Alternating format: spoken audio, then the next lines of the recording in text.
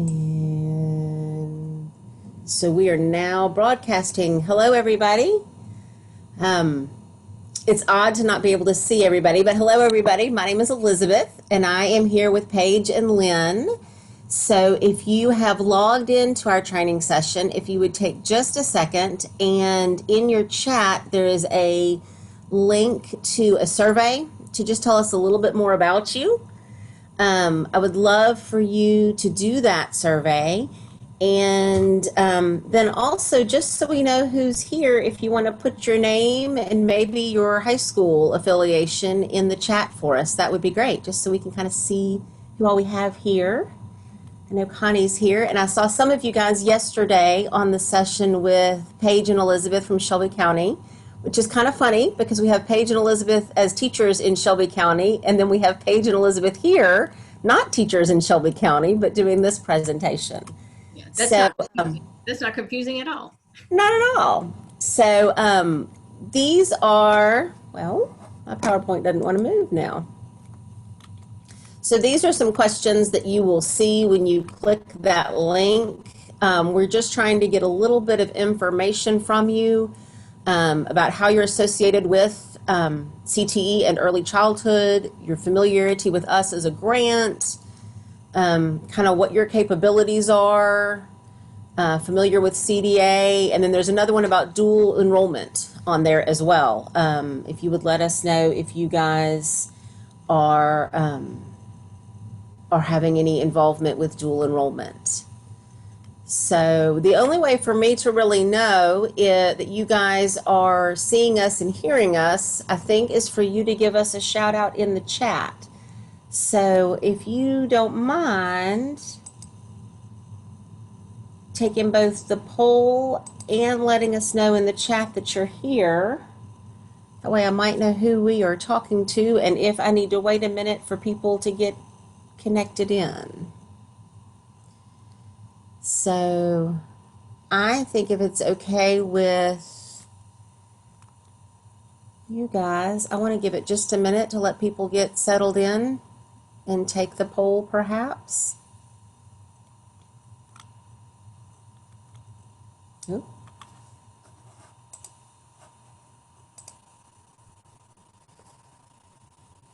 Put some little pictures up for people to see.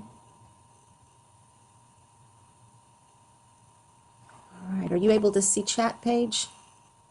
Yes, I am, and I'm seeing a lot of good mornings. Oh, good. Yeah, I see Connie and Elaine and Heather, Samantha.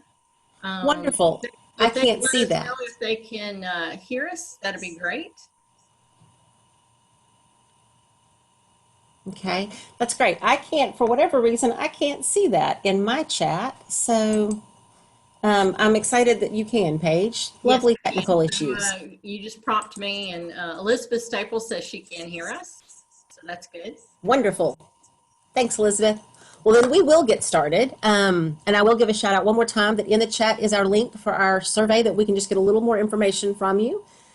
So we are really glad to have you here today. I am Elizabeth Wilson. I am the director of the local TECTA grant at Southwest Tennessee Community College in Shelby County.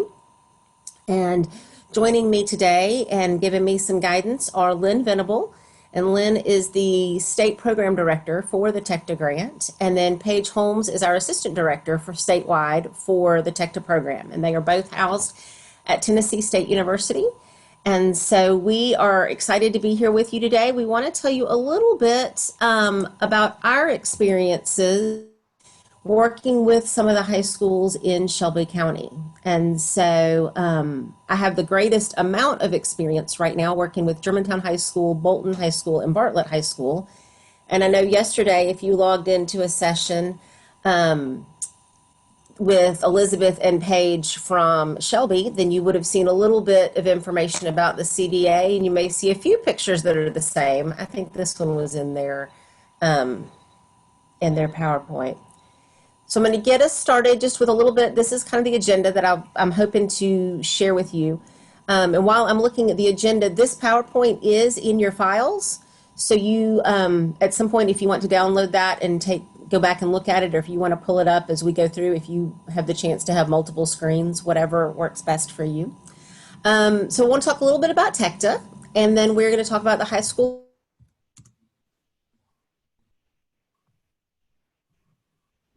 Uh-oh. We have Elizabeth has frozen for a moment, and it could just be an internet thing. So we're trying to get her back. So I can talk a little bit about the TECTA grant. We're funded through the Department of Human Services, and I don't know if she can move ahead with her PowerPoint or not.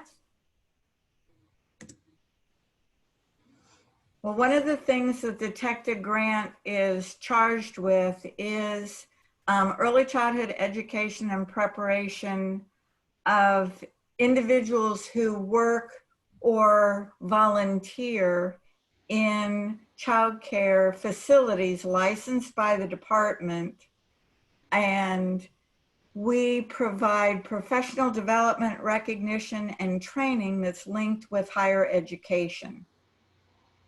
I can't see the chat, so I'm not sure if everybody can hear me. Okay, I'm just having one person with a little trouble, but I think everybody else can hear you. Okay, so we reached out several years ago with the career technical education because we wanted to attract high schoolers into the profession of early childhood and open their personal preparation and professional preparation for working with young children through providing TECTA services. And since we were already working with many people in the field already, it seemed a natural flow to work with high schoolers that were interested, that had a passion for working with young children and wanted to continue in their professional development plans. We looked at the career technical pathway for early childhood education, and we found that there were very many similarities between what we were doing with our TECTA 30 clock hour orientation, that is the qualification that people need to take. It's a qualification training that allows them access to TECTA services, that provides the tuition assistance and support and technical assistance for working with young children. And we looked at the ECE courses 1 and 2 and chose to offer the equivalency for completing our tactile orientation class, thereby giving high schoolers a means to bypass having to take tactile orientation by virtue of the fact of taking their career technical education classes 1 and 2, and enabling them to access to TECTA tuition support when they're starting college at the 2-year or 4-year institutions. We recognized that freshmen sometimes have difficulties in maintaining their enrollment in college. So they had options to get other tuition support, but by virtue of the fact of having completed the equivalency of TECTA orientation, it enabled them to access TECTA support even if they lost some of their other funding or other support for continuing their education in early childhood. So if they had lost their Tennessee Promise, if they didn't fulfill some of those obligations, that by taking the ECEC 1 and 2 and attaining their equivalency certificates, they were able to access our equivalency certificate and then be loaded into our database which would enable them to be tracked whenever they contacted us so that they could access the TECTA support. So we started several years ago looking at EC 3 and 4 and looking at many of those equivalencies that help them earn their child development certificate for the national certificate that is awarded by the Council for Professional Recognition. Hey, Lynn. Uh-huh. I do have a PDF copy of Elizabeth's slides. So if Elizabeth cannot get back on, I can throw those up for you. So Elizabeth can't get the CTA site to open, and she's connected, but she says that CTA is not working. So if you okay, well, I'll tell you what, I'm going to throw up the PDF of the slides. And Lynn, if you kind of want to talk about it, or if you want me to talk about it, I will certainly do that. If you get the slides up there, that would be helpful. And hopefully Elizabeth be on before too long. I've done a number of these. She's our expert, so. I know, I've done a number of these presentations, but Elizabeth was our field expert today, and I had not planned on talking at all. So I'm going to try and muddle through this. So can you advance through the power or advance? Well, I've got it on screen share. I think, hold on. Where's my Zoom? Well,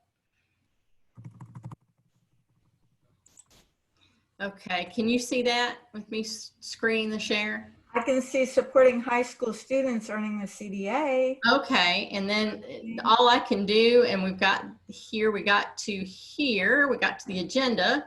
Okay. And what is TECTA is next. So I went into a little bit of that description, and what we also offer through TECTA is an early childhood program administrator credential. We offer the Tennessee Child Care online training system that is now powered by Pro Solutions. We also have an infant toddler credential. And then I started talking about the high school equivalency. So we can go on. Great. Okay, let me scroll up there. So the orientation equivalency certificate for high school students does enable them to access the TECTA support. So once they've taken the TECTA orientation, they do become more marketable. They are recognized for already having education in the core competency areas, because that's part of this ECEC curriculum, as well as part of our orientation.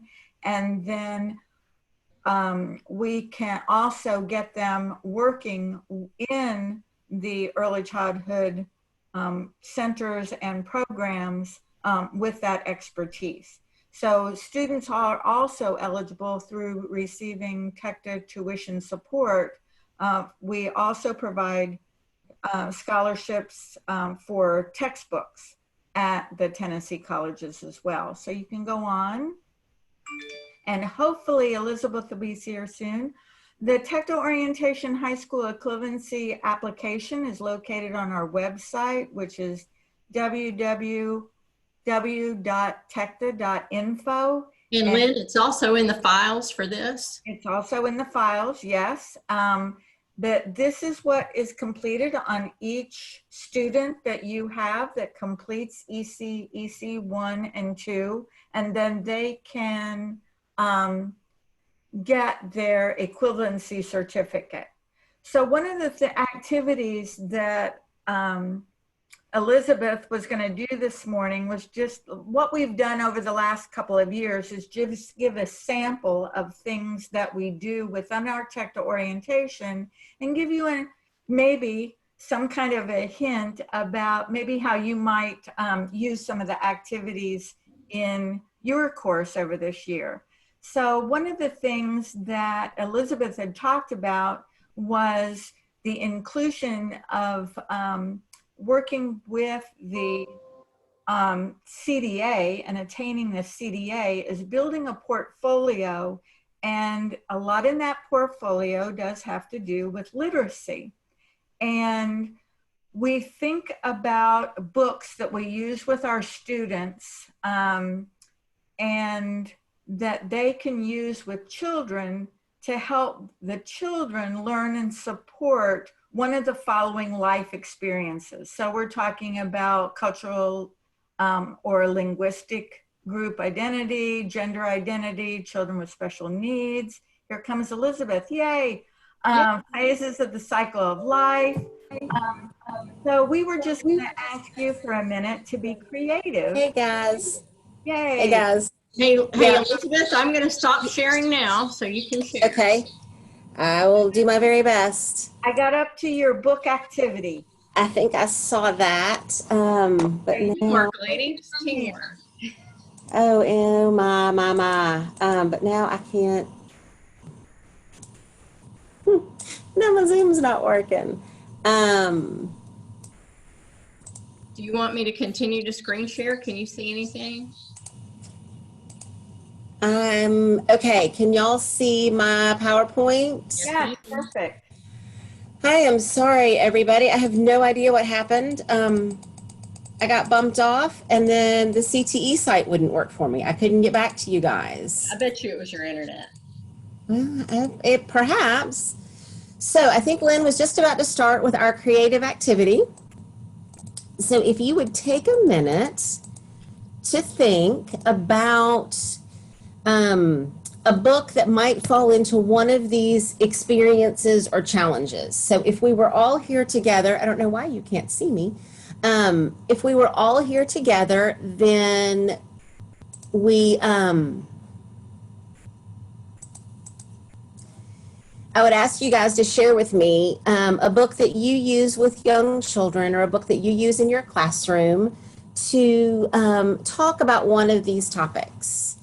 And since we're not all able to chat together, you're welcome to list one in the chat if you'd like. But I wanted to share, so when talking with young children about them being comfortable with their culture or with their home life, or maybe, you know, race, culture, identity, any of those things, we try to have books that look like them or talk about things that happen in their families. We also love to promote things that show us in non-traditional roles. Our books about special needs, all kinds of families, and I'll talk about that one again in just a minute, and then different phases of the life cycle. You also might have topics, I know our friends up at Austin P that are near Fort Campbell have a lot of books about military families because that relates directly with their children in their classrooms. And so one of the things that I talk with our adult students about, but also with our high school students about, is being that resource for a mom. And I remember vividly when I had my daughter, which has been a while now, but I would go to her childcare providers and her infant teachers with questions, and they would say to me, "What do you mean? You were teaching this stuff to us. What do you mean you have questions?" Well, as a mom, I had questions as a mom, not as a teacher. And so we want our teachers to have resources so that when a family comes in and says, "We're about to have another baby, but we don't know how to tell Johnny," or "It's time for a divorce, but we don't know how to tell our child that we're going to have two separate homes," or what that might look like. You as a teacher want to be the resource to say, "You know, I've got a book and we can talk about that." And even if you're not going to talk about personal life, I've been told that before, that you're not going to talk about personal life at school, having that book available so the child can find themselves in your bookshelf is critical. And so we talk about this with our adult students, but we also want you guys talking with your high school students, and I know you do. I know the teachers I work with do a fabulous job of this. And so we take this on into the high school application. So this is part of the CDA process. In Competency 3, your students are asked to pull together a bibliography that includes 10 books about these topics. And so then they are asked to give the title, the author, the publisher, the copyright, and a small summary. And I know that with the teachers here locally, they have them do this. I know Paige does it as an early morning when you get there assignment, something to work on as everybody's getting there. But really trying to teach them what it's like outside of the school setting. And Paige, I can't share my video because I am not a host. Okay, well, let me see if I can make you a host again. Okay. And it's okay if y'all don't see me. I just was saying that that's kind of why. So now as we move in to talking about the high school CDA, the first thing, this is a national credential. It's not something here in Tennessee. It's not something just in the U.S. It is a national and a world-known credential. And I tell our students that it validates they're good at what they do. It proves that they are a good early childhood educator. And the first hurdles are that they must have 120 clock hours of early childhood development and early childhood education training, which is easily done in your classes. And then the 480 hours of experience working directly with children. And that gets a little more complicated. And I will say that we sat with our 2 Shelby County teachers and racked our brains for every possible minute that these students are spending in their lab classrooms. Elizabeth, Yes. I hate to interrupt you, but I made you the host again. Thank you. Let's see. Oh, there I am. Sometimes I talk with my hands and I like to be able to do that. So making sure that you do have that 480 hours. This slide is in your presentation. It talks about starting with the high school CTE classes, getting the education and experience, and we'll talk about a verification visit, an exam, and earning the credential. This is just another graphic that kind of shows you guys right here are doing the 120 hours, the 480, and then I hop in here with steps 3, 4, and 5, or TECTA. So a little bit about the high school CDA. There are what they call subject areas or function areas. And these are the function areas that we are proving that your high school students are capable of and have strength in. In each of these areas, called our competencies, they require a competency statement and a set of resources to prove their competence. And we're going to talk about how that looks in a minute. So the way that we help, we work with our high school faculty to understand the CDA process and its requirements. So I work very closely with 3 of the high schools here in Shelby County. The ones that we work with tend to have on-site childcare programs because it makes that practical experience easier. And then we create together, or TECTA can provide for you a sample timeline for completing each of the things you have to complete. There is a $425 fee to apply to earn this credential. And right now, TECTA funds that for us. We're really excited. Paige talked a bit yesterday in her training. When we made this come about, I was over the moon. Heather, I'm sorry. Yes. Heather's not seeing a PowerPoint. Is anyone else not seeing the PowerPoint? You can type that in the chat. You can go ahead on, Elizabeth. Okay. So there is a formal observation component, and because we are paying the $425, well, not because, but we pay the $425, and then we act as the person that comes out and does the observation. Now, if it's somebody that has worked closely with your students, then someone else in our office does that observation so that there's not a conflict of interest. So if I have really, really gotten to know some of the students in one of our classes and kind of mentored them in any way, then I won't do their observation because we certainly don't want a conflict of interest. And then we are also able recently to provide textbooks. So we can provide you a site loaner set of these books if you choose to use them, the Essentials book and workbook. We would loan you a set of 15 to 20 for your school to use. And that is a possibility that you can talk with your local coordinator as well. Anybody else not seeing the PowerPoint? I have asked that, and also I want to let everybody know a copy of your PowerPoint is in the files if you want to pull that up. Yes, I think that's exactly what I was saying actually when I got bumped off earlier. There is a copy of this PowerPoint in the file section, as well as information. I know y'all talked about high school equivalency before I got here, or before I got back, and that application and brochure are also there. So, so this leads me now to what you guys have to do. So I told you what I like to help do, but here's what you are stuck doing. You are the one that has to teach these ECEC classes, preferably 1, 2, and there's a typo, 1, 2, 3, and 4. And then you mentor the high school students through this preparation CDA process. You guide them through putting together the resource files, the competency statements, the philosophies, parent questionnaires. We'll touch on all of that in a second, but it's your job to get them through all of that. You will verify for us with a transcript or verification from the instructor that the student has earned a C or better in each grading period, with an overall B average in all, and I say 3 classes, that should be 4. We've been working with some 3s lately. So in general, if they get a C1 grading period, that's okay, but we've got to make sure that they're averaging a B grade. They verify for us they've worked the 480 hours. Provide or coordinate with your school system to get them trained in infant toddler CPR. CPR and first aid, sorry. You will help them work with the online application, and then you provide the site, the host child care center for their on-site observation, and coordinate with Pearson VUE for a CDA exam. We'll touch on that in a few minutes as well. We're going to touch on each of these. So I mentioned a sample timeline. So what we discovered, we've learned a lot through trial and error.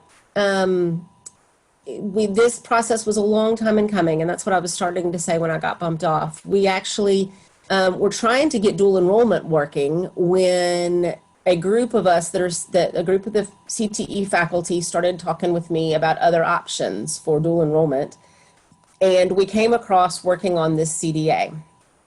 And the CDA for high school students has been around since 2011. We did our first pilot now 2 full academic years ago.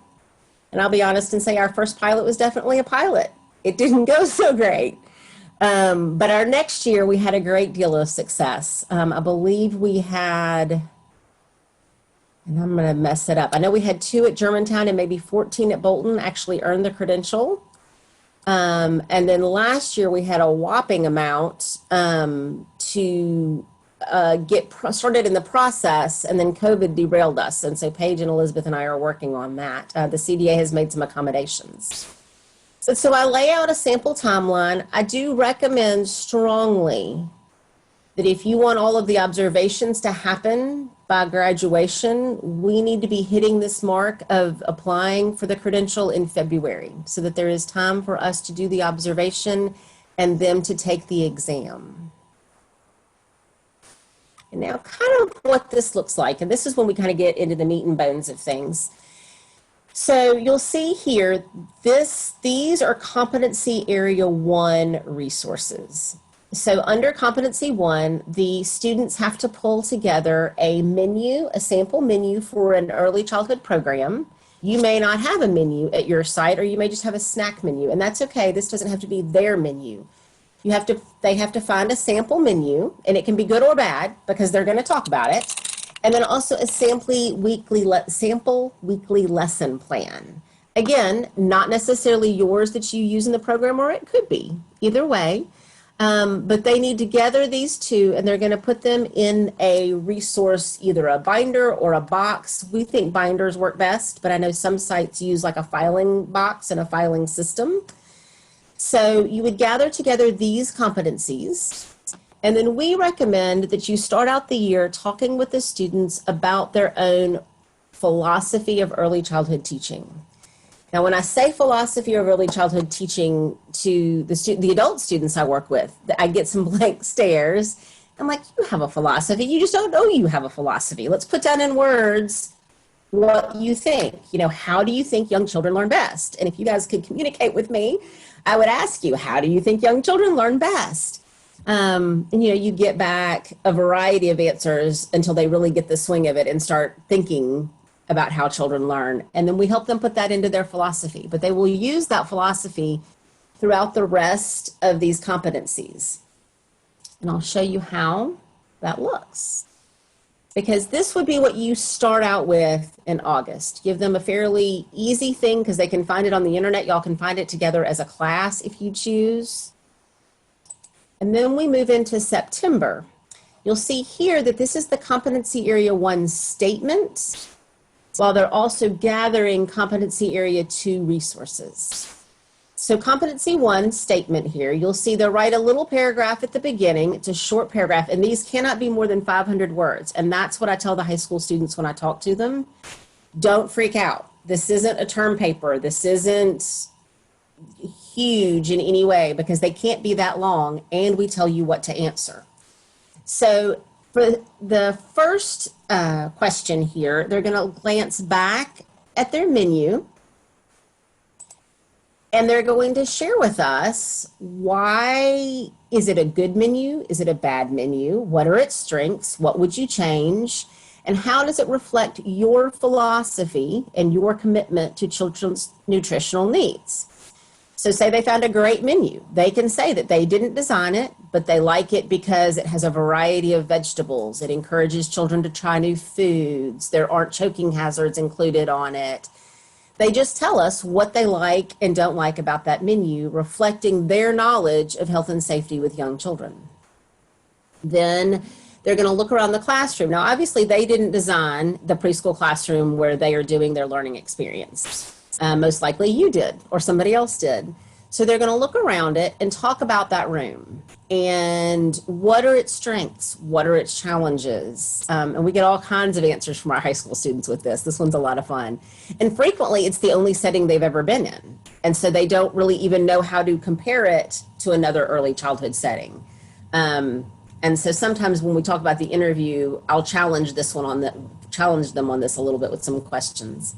And then they would take, again, the lesson plan that y'all found here, and they're going to write about it in C, paragraph C. How does it reflect your philosophy of what young children need? Do you like it? Do you not like it? What are your strengths? What do you wish could be different in it? I know I did an interview with one student at one of the high schools who didn't feel like she ever got to participate in the music activities. For whatever reason, her assigned area was never in the music area. And so that was one thing that she would change about the lesson plan, was that every single day would have a whole bunch of music for the kids. So while they're writing these, they're also gathering together some learning activities. And this is something that I would go into much greater detail if I were working with your program, or if one of the other Tech2Sites was working with your program. We can talk about what these look like. They need to include the activity, the resources that would be needed, the instructions for the activity, and then they need to talk about why it's developmentally appropriate and what they would do with children with special needs, how it would be adapted to children with special needs. And sometimes that's a really hard one for them if they've not experienced that. So you'll see that we break this down all the way through October, November, December, January, February. And February here, this is what the actual online portal looks like. We walk them through step by step. What I found to work really well, and we'll talk in our tips in a minute, what I found to work really well is that I go to the high school and we have all the students at one time logged onto a Chromebook or an iPad or a computer or something, and we have them all do the application together so that nobody, in theory, gets lost or left out, or they don't do it the wrong way, those kinds of things.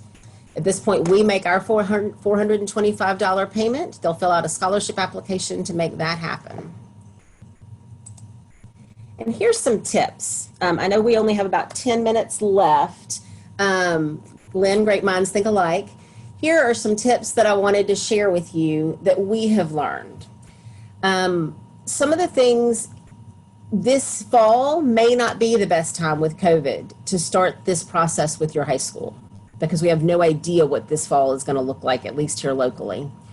But start working on the competency statements and the resource files as early as ECEC 1 and 2.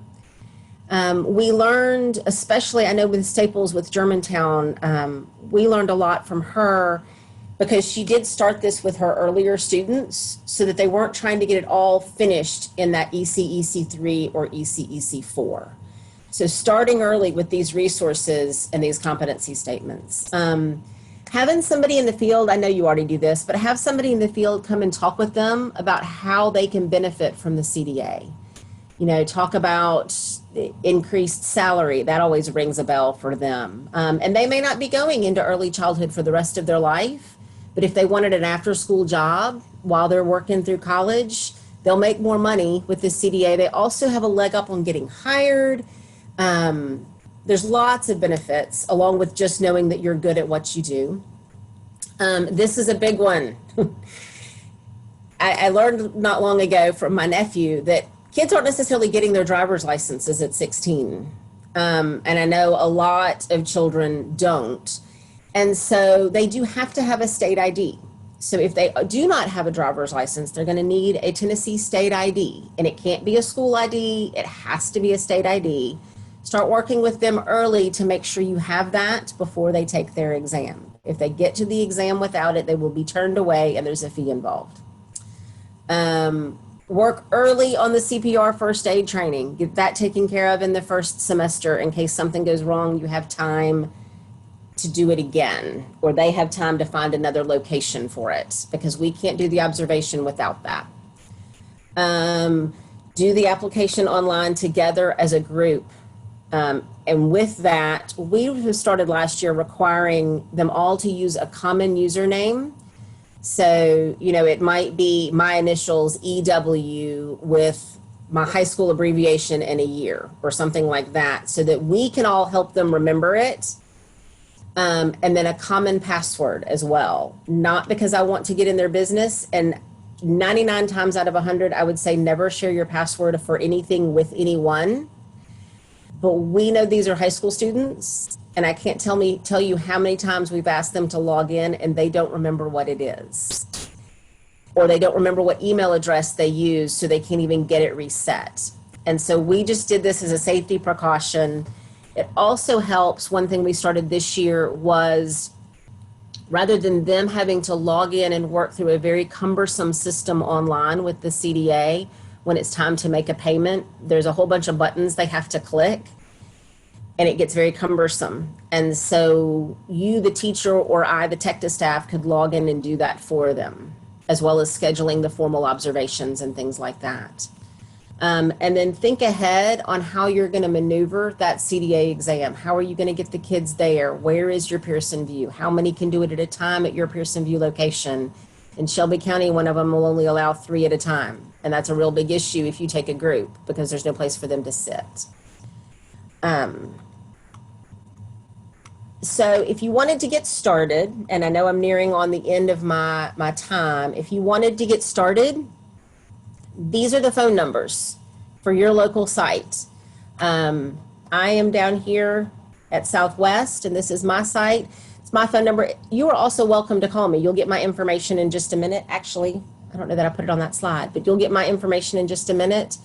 If you are in this area here, Tennessee State is your local site. If you're way up here in East, Sarah and her crew at East Tennessee are going to be the ones that you contact.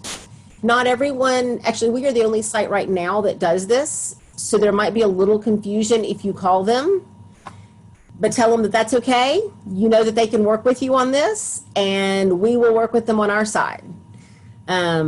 Or if you get confusion when you call them, please make a note of my number. You can all call me and talk with me. That is not my direct number.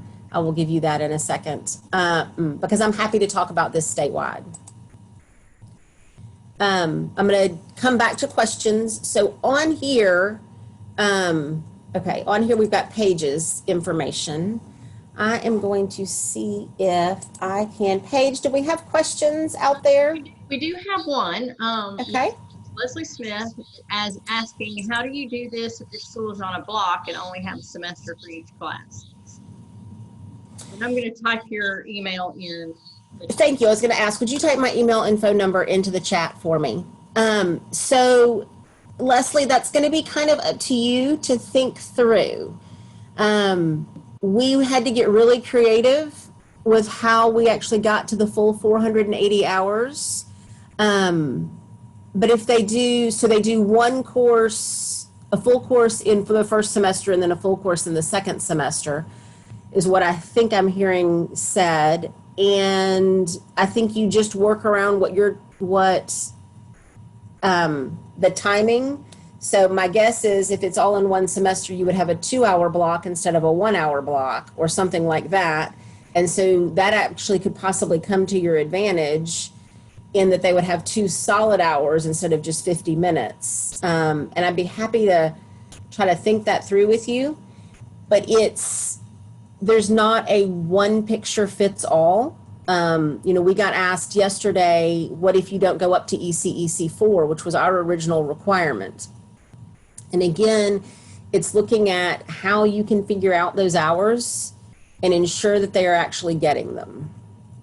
And so that's not really an answer of how, but more of a look at what your semester looks like and how many possible minutes can you squeeze out of a lab class. Right, and she's saying that they have 90-minute blocks. Okay. And so that would just be probably sitting down with a calculator and figuring out, okay, how do we make this work? Do we need to have, if you have a 3-day-a-week preschool, perhaps 3 weeks out of the semester or 5 weeks out of the semester, do they need to come every day? So your students get an extra 90 hours 2 days a week or something like that. That's a great question. And that relates the same with if you don't go all the way up to ECEC4.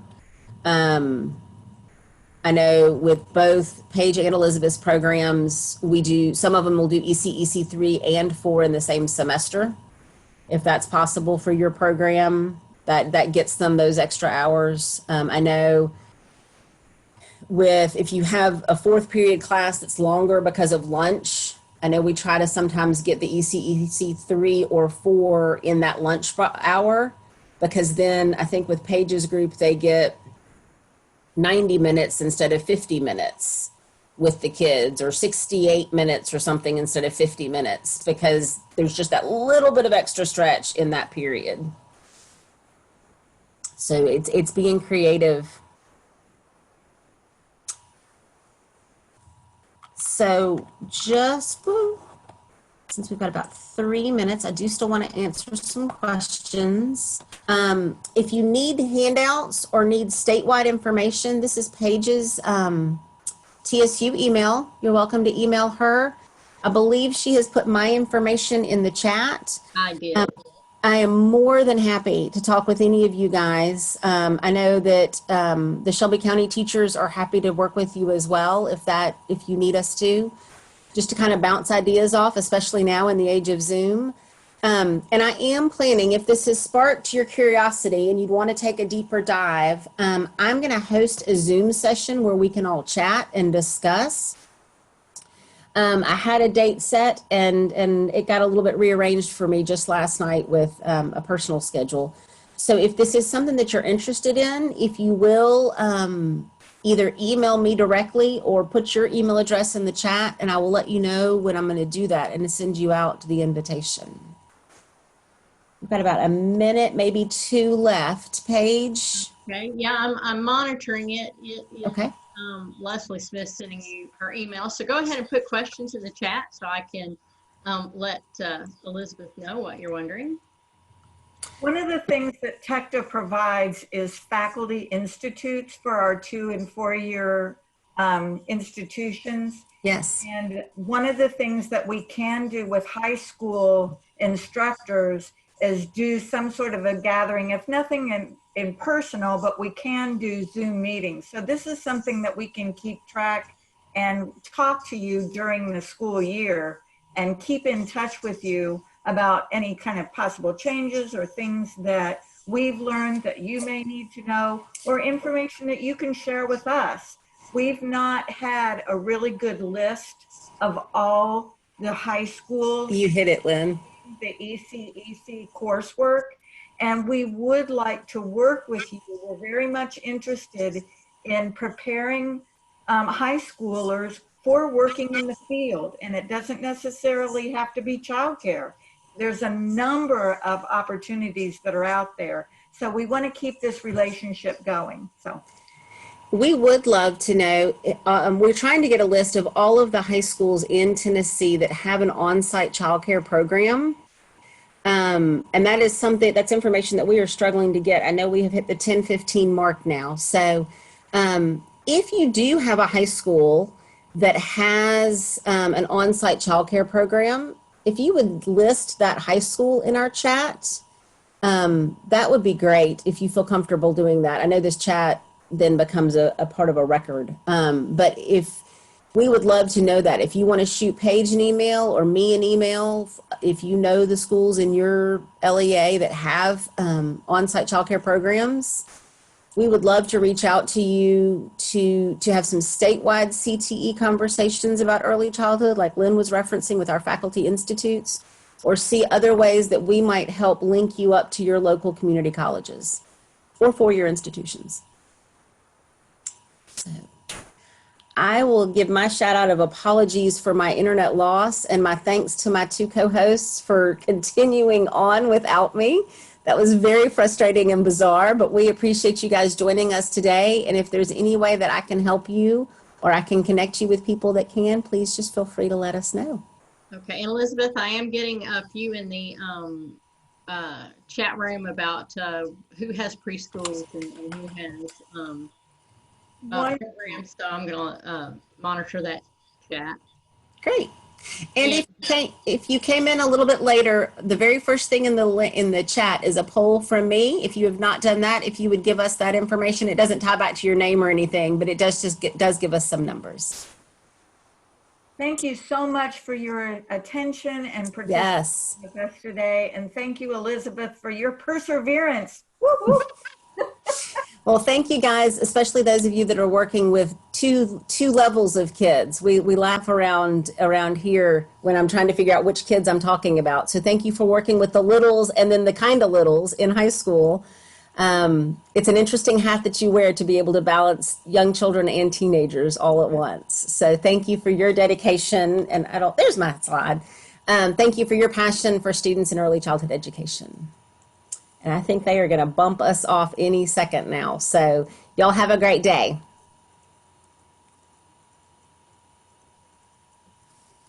Hey, Lynn and Paige, I may give you guys a call in just a second.